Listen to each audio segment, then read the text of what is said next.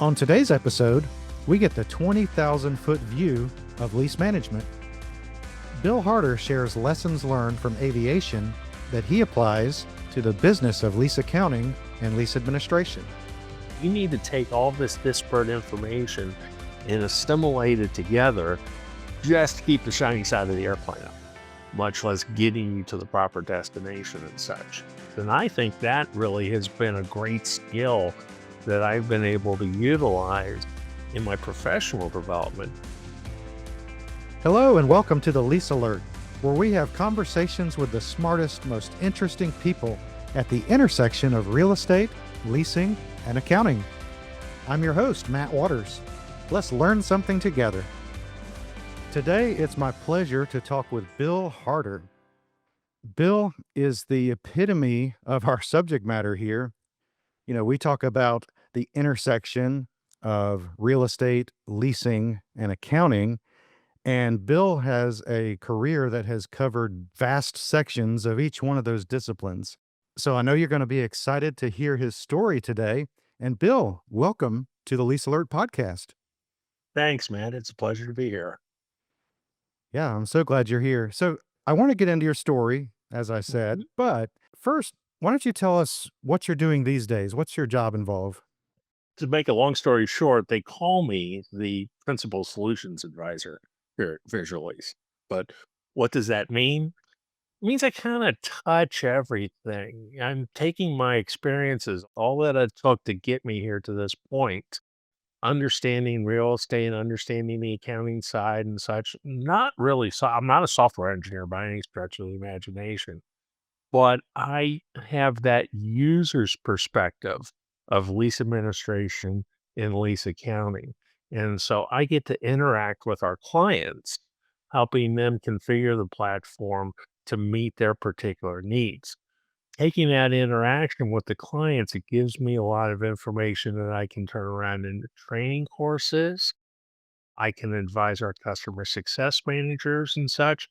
I also get the opportunity to interact with our product development. I can take ideas from clients and make recommendations to the product development teams for ways to enhance the program. So it's kind of a fun job. I get to kind of touch out every aspect of the business. It took a lot of experience to get here. I mean, when I go back many, many, many years ago, I got hired with a company that was development of small shopping centers in Ohio and Indiana throughout the Mm-hmm. Midwest. And they actually hired me to go find dirt to go build on. Well, something happened with a particular transaction we were going to sell to Walmart, and Walmart backed out of the deal. So the guy decides he wants to develop it himself. So he wound up putting me on that project. Mm-hmm. I we wound up building a small grocery anchored shopping center. It was okay, but boy, that experience taught me I didn't really understand the financial side of things. Mm. So I was still young, I was still single. I took the opportunity to step back and I got my master's degree in finance. Mm-hmm. Good timing happened to be right while the savings and loan crisis happened in 1990 and the whole real estate development business cratered. So they Oh. missed that. Oh, yeah. And I came back in with a company. We bought distressed shopping centers because there were now a lot of those and redeveloped them. And I spent basically the first half of my career acquiring shopping centers. So I abstracted all the leases, did all the financial analyses and such. I Mm-hmm. did all that from the lessor or the landlord side. Then I flipped. I moved to a different opportunity where I was with one CBRE at that time. I was on their corporate services division, so I was part of an embedded outsourced real estate department. So I Mm-hmm. was doing all the same stuff again, but I was doing it from the tenant, from the occupier's perspective. That was the second half of my career. So I've now bundled all of that together and I moved over into visual lease, which I now call the third half of my career. That's fascinating. I love the interaction between different disciplines of business and really, frankly, different disciplines in general, right? You know, I went to a Blackline conference a few years ago, and Blackline is the account reconciliation, pioneer, I guess, automating account Mhm. reconciliations, right? for accounting. And I went to a Blackline conference, and the keynote speaker was Malcolm Gladwell. He's famous for many things, but one of his most popular books is called Outliers. And so I think in that conference, he was mostly talking about the concepts from Outliers. But he said successful people become experts in their field and apply the knowledge of their field to help others, right? And I'm paraphrasing. Mm-hmm. That's successful people. Extremely successful people, he said, do that. They're experts in their own field.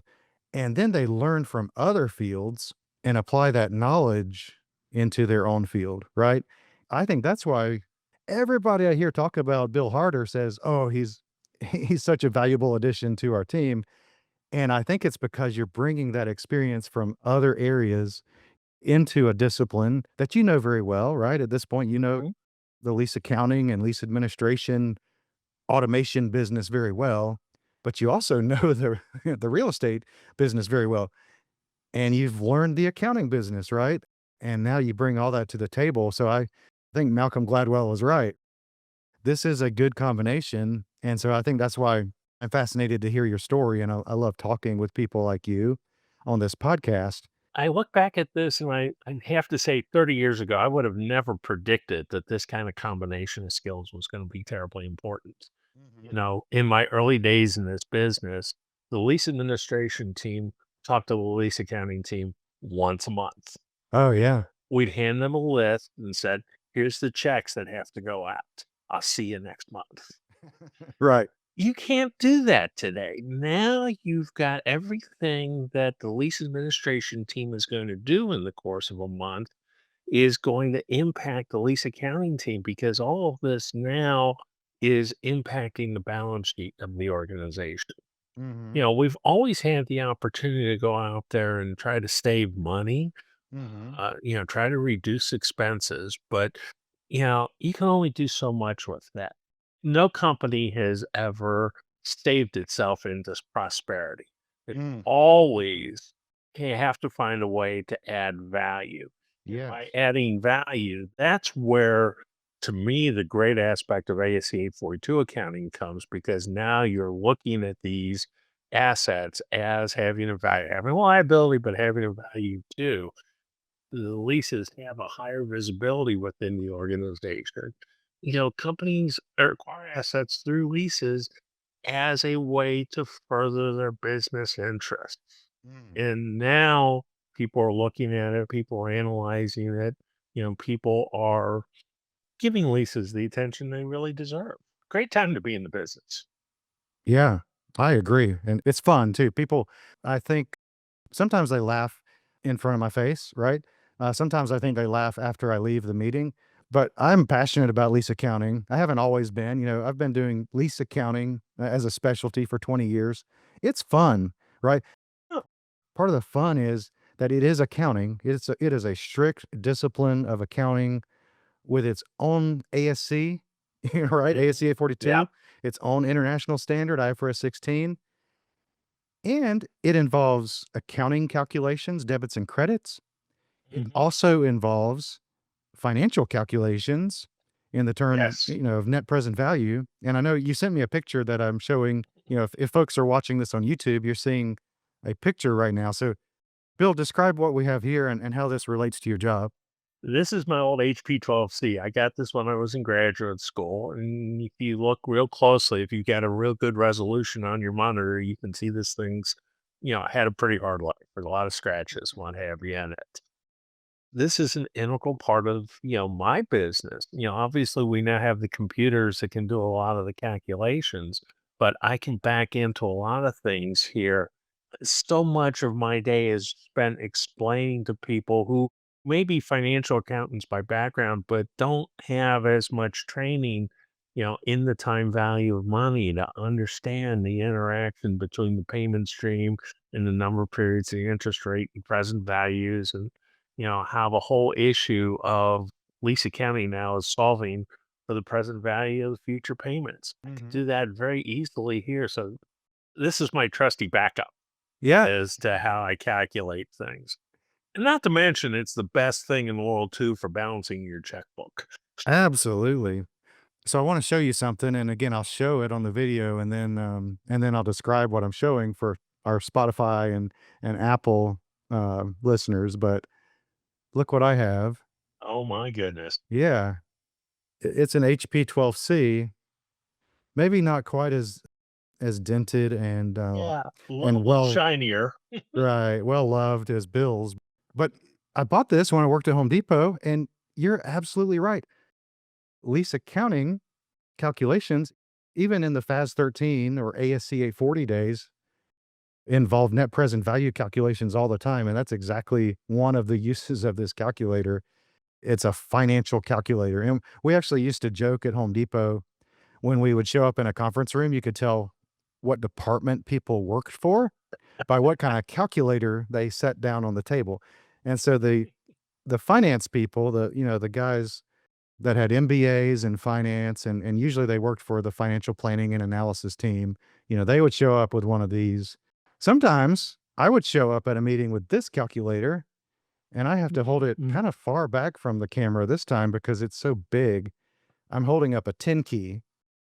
This is what auditors used, maybe not as much anymore. Oh, Now, it used to be this would have had a sheet of paper printed out of the back of it, and I had one of those too on my desk at Home Depot, right? yeah. But it's a Yeah. 10 key. It's got big buttons, big screen. It's designed to crunch numbers very fast, adding and Mhm. subtracting. So it's totally You get that different. one hand motion going. Yeah, yeah, yeah, and it's totally different. Look at the size comparison here, right? Like, these Mhm. calculators are vastly different.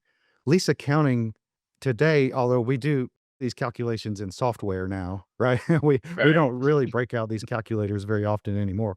But lease accounting software and the principles of lease accounting are interesting to me because they're cross discipline. It's finance, it's accounting, and it's very interesting. So this is why I started the Lease Accounting Institute. And what I've done with that, it's basically for the lease accountants, right? Our industry has Mhm. never had a professional designation. I started the Lease Accounting Institute and created the CGLA designation. It stands for Certified Global Lease Accountant. It's to pick up on the fact that in lease accounting, you don't have to be a CPA. You don't Mhm. have to be an MCR, right? Master of Right. Corporate Real Estate. You actually have a career in the middle, and I thought we deserved our own professional designation. So that's why we now have the Lease Accounting Institute, the CGLA designation. There's a real value to that, Matt. I mean, you need to understand the accounting principles and such, but as you mentioned, there's a certain legal aspect as well. How often, if you're into any of the big four guides, even the actual ASC standard itself, how often do they reference that you have to go back and look at the underlying document and determine what the intent of the parties is in order to understand the proper accounting principles to apply to the situation. So having that foot in the legal realm as well as that foot in the accounting realm really becomes important. I agree wholeheartedly. Yeah. Lesson one of the CGLA program is basically principles of accounting, not principles of lease accounting, just principles of accounting, debits and credits and T accounts. Mhm. Lesson number two is principles of leasing, and we get into the contract. And then finally, by lesson three, so you're 2 hours in by the time you actually get to lesson three, which is an introduction to lease accounting. Right. So I think we're on the same page. So now I want to shift gears a little bit. I've decided this season of the podcast, I want to dive into some personal interest of our guests because, hey, let's face it, we love what we do. Bill Harter loves his job in lease accounting and lease administration and automation. He gets fired up about it, as you can tell. However, it's also a good job and it gives him the resources to have some cool hobbies outside of work.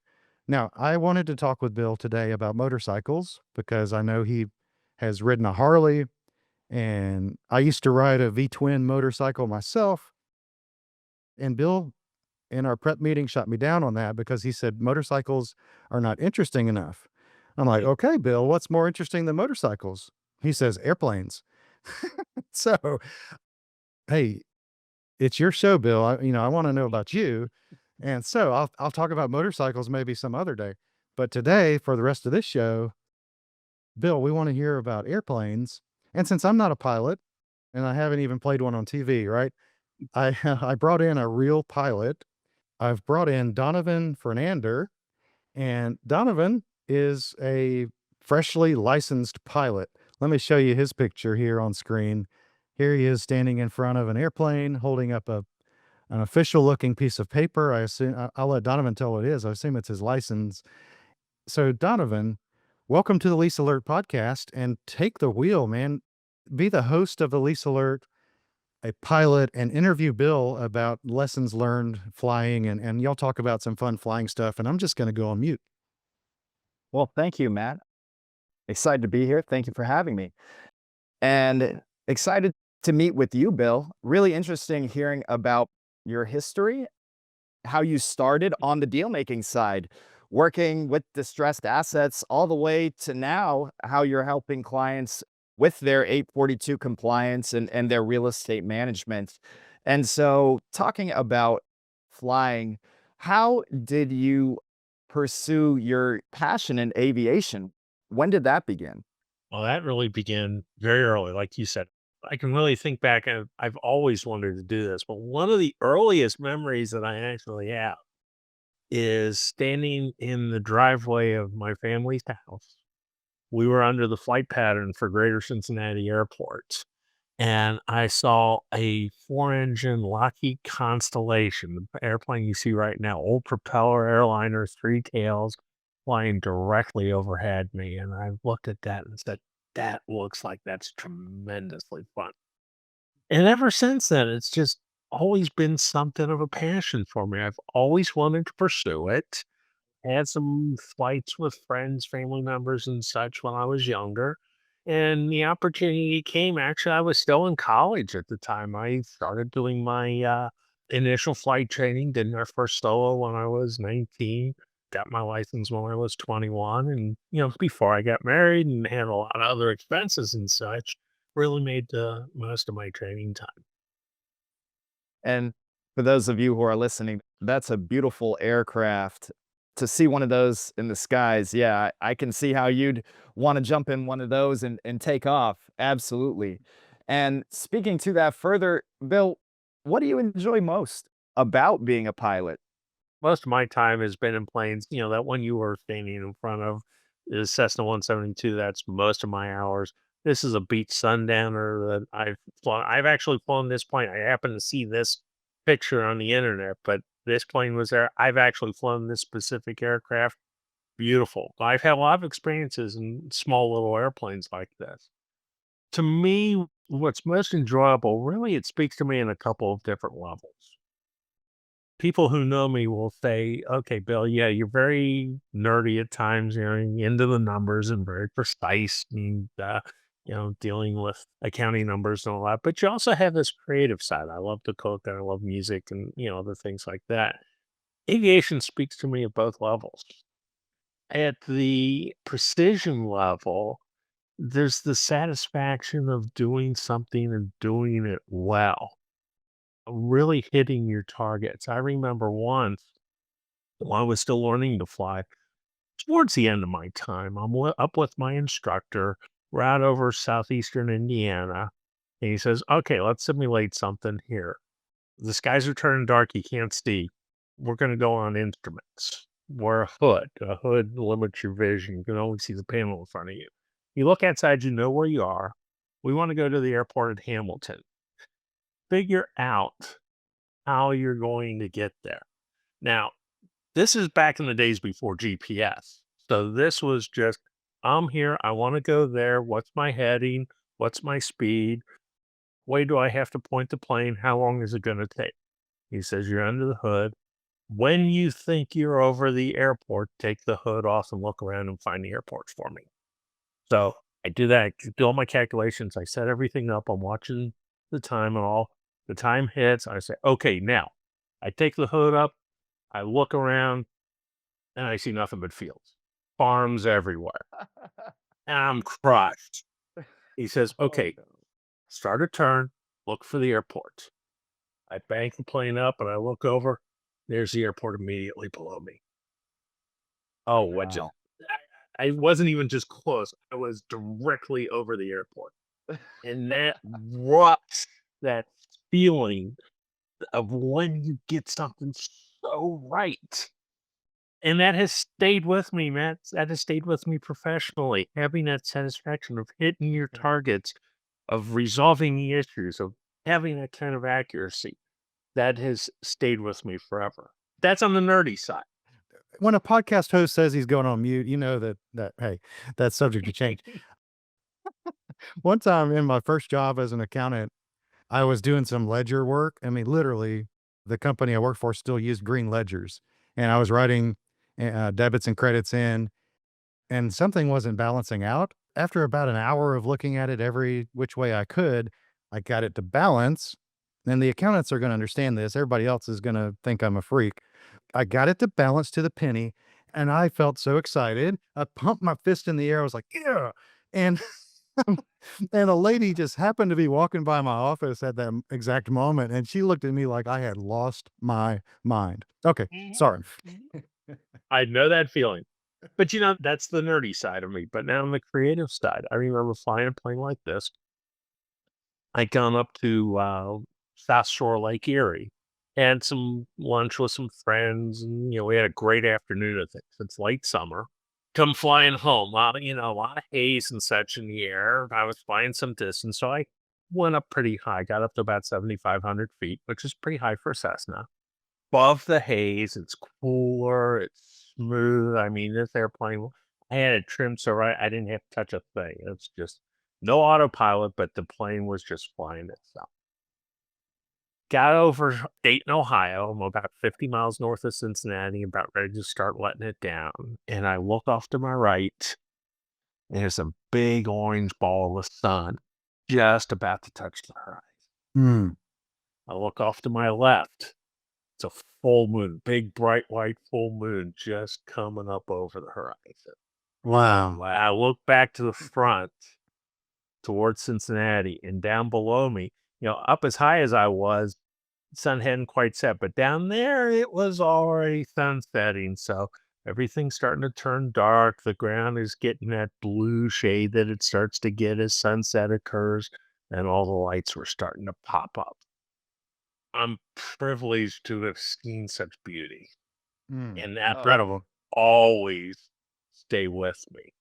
It's so I look at it, and aviation has been able to really touch and reinforce all aspects of my life. I'm so privileged to have had those experiences. That just sounds magical. Matt, I know we're getting people inspired and passionate about lease management and lease accounting, but they may be in for a career change after Bill's description. I agree. Yeah, I'm getting pumped up about it. I'm going to look into this. I didn't go this route, but I was lucky enough to actually get an hour's orientation flight in one of these Air Force jet trainers. That was a trip. Whoa. Oh, wow. That would be a dream to fly. Is that one of the favorite aircraft you've flown there, Bill? Oh, absolutely. Absolutely. I mean, my Sundowners, my Cessnas, I love the Cessna Cardinal, but man, there's nothing like shooting through little puffy clouds in a jet. Yeah, Cool. and I think that's a great segue into our next topic.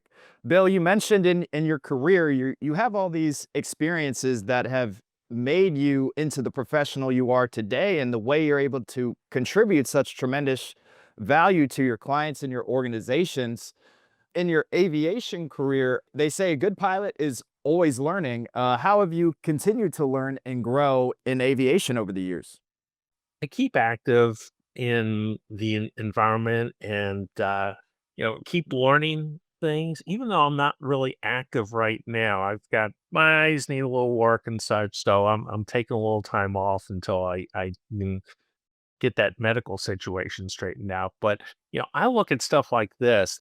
This is that Sundowner we were looking at earlier, but this is a nice new modern glass cockpit. This is the type of thing that pilots are flying today. And I gotta say, I don't want to disparage any pilot. Everything has gotten much more complex out there today. The airspace is getting very busy. a lot of additional restrictions, a lot of different requirements, and it's busy out there. Seeing and avoiding isn't what it used to be. But when it comes to just the very basics of keeping the shiny side of the airplane up and the dirty side of the airplane down, this is like playing a video game. This doesn't really take skills.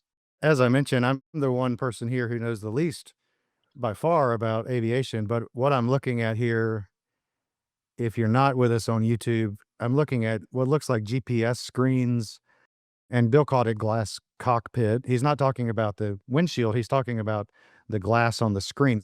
Everything I see in front of me on what I would call the dash, right? Look, I don't know the lingo either. The dash of the, of the airplane is like GPS screens and looks like touch screens and flashing buttons and digital displays, right? So just to describe what I'm seeing.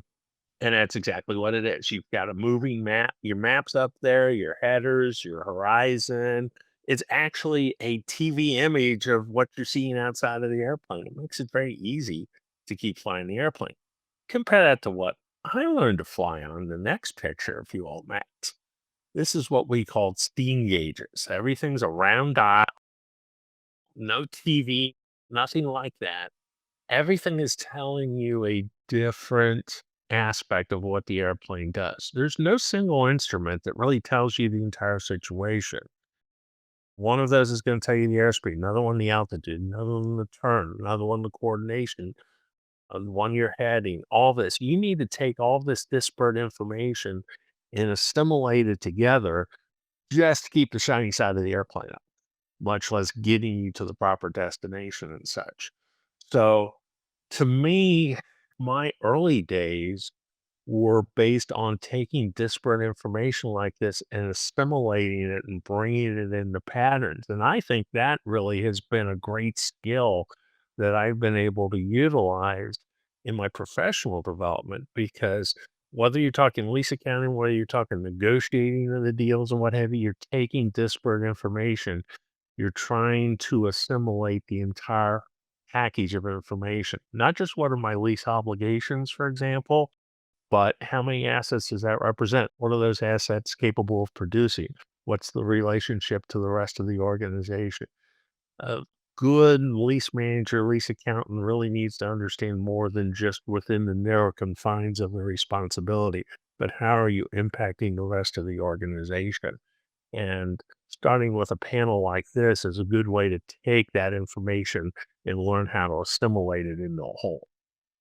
Great call out, Bill. And I will say that I was also trained on these old legacy steam gauges. I did not have the privilege of flying with the glass panel, but to your point, aviation in your day took a lot much more skill from the pilot to navigate, especially in scenarios where you lose an instrument or you are lost. You don't have the backup redundancy of an iPad with GPS, which I did have. Right. But I do think that that's a great segue into our next topic. And you kind of spoke to this. How does your passion for aviation intersect with your professional career and other areas of your life? To me, most importantly, is it's been developing of skill sets. It's been developing of a way of managing myself, managing my career, and just how I approach topics, how I approach issues. Other than occasionally being able to get up and do aerial photography of a site I may be looking at, professionally, there really hasn't been much of an interrelationship of the two. But it's that discipline, it's that approach of being able to manage different information, working towards objectives, understanding your path, having options, approaching things with a certain safety and such involved and risk mitigation when you're flying is not unlike risk mitigation when you're making financial investments and such too. It's Mm. that whole mindset that just permeates everything you do. I've not limited this. I haven't looked at aviation as just a separate corner of my life. It's just a way I approach life. It's a way I Mm. approach business. It really just becomes part of my whole. Right. One of the biggest takeaways from my aviation experience is I'm the pilot in command. I'm responsible for the outcome, right? And Yes. sometimes that means we don't go up and fly. But nonetheless, when we're in the sky, I am ultimately responsible for the outcome. And it sounds like that very much resonates with you, Bill. Absolutely, absolutely. And when you're two pilots flying together, there's only one pilot in command. You're very disciplined. It's my airplane. It's your airplane. And when it's your airplane, I'm not interacting with things. I may nudge you if I see something is wrong, but it becomes your responsibility. You have to understand that relationship. That's exactly right. Couldn't have said it better. And Bill, it's been a privilege to speak with you and learn more from you, from your career to your aviation passions. And with that, Matt, it's your plane. You have the controls. I'll turn it back to you. Oh, wow. I love it. Thank you. I'm inspired by listening to you guys talk. Thank you so much, both, for being here. Donovan, excellent job interviewing Bill about airplanes and being a pilot. Bill, it was my pleasure to have you on the podcast today. I have much to learn from you, and I appreciate our friendship, and I'm excited about the future. So thanks again for being here, and have a great day. Thank you, man. It certainly has been a pleasure. Thank you for listening to the Lease Alert. I'd be grateful if you would like and subscribe wherever you listen. Until next time, keep learning and leasing.